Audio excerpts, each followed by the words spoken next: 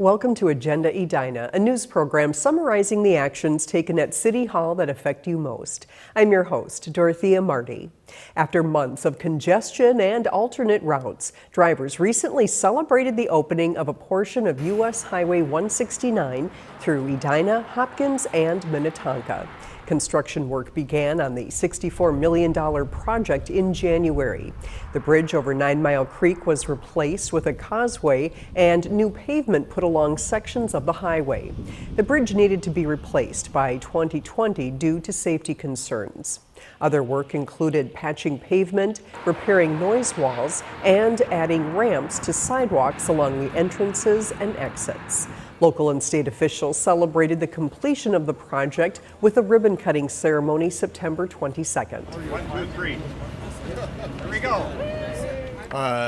These arteries, this regional system that we have, U.S. highway, trunk highway systems, are the lifeblood of how we get our commerce done, how we're so successful as a regional economy, how we're one of the best regional economies in the United States. The project wrapped up about a month ahead of schedule. The barricades that blocked off Dover Drive were lifted when the highway reopened, and Dover is now open to normal traffic.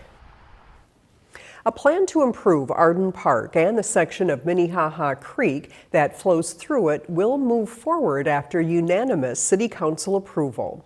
Once it's approved by the Minnehaha Creek Watershed District, which is partnering with the city on the project, design will begin. The changes will improve the health of the creek, including the fish habitat, and expand recreational opportunities in the park. The creek will be re-meandered through the park, adding a mile of newly connected stream.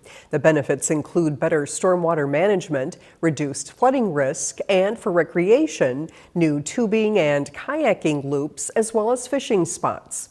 Arden Park will get a new playground, hockey rink, and shelter building as part of the upgrades. Trails will be added to make it easier for nearby residents to immerse themselves in the park's natural beauty. We've heard from the residents of Edina how they really do enjoy this treasured rustic natural area of Edina, and that's what we will maintain as we continue to work with the city and the community to advance the concept plan into design. Construction could begin in 2019. Grants are expected to offset some of the estimated $4 million cost to be split by the city and watershed district.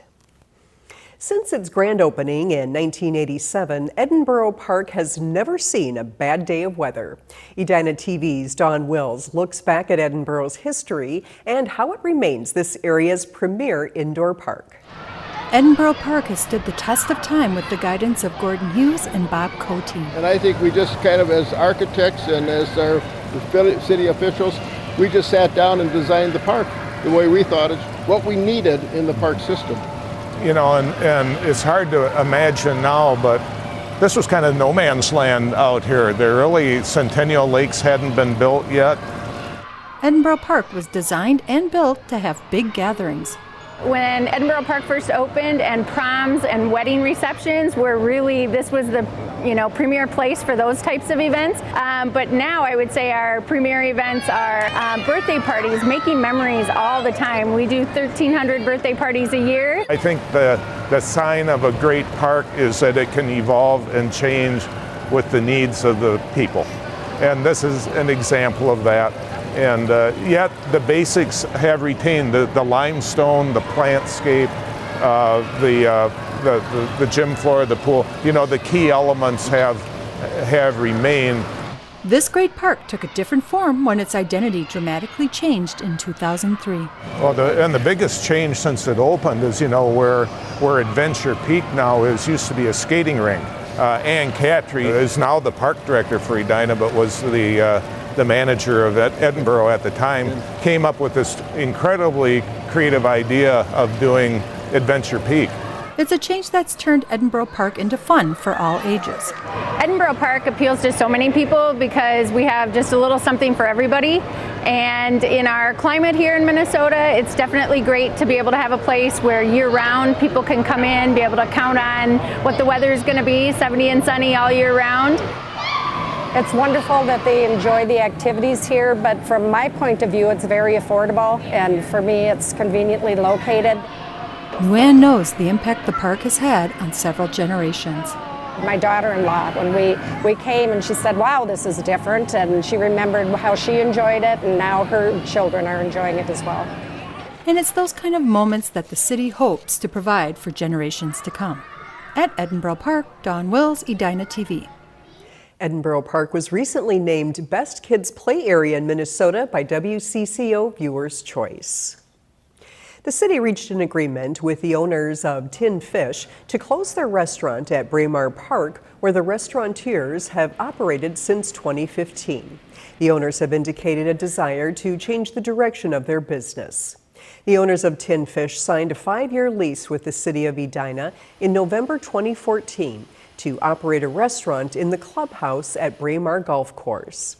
Tin Fish opened in renovated space there in April 2015. Under the terms of the agreement between the parties, Tin Fish would be allowed to take their restaurant equipment and would receive a portion of the investment they made in remodeling the clubhouse space.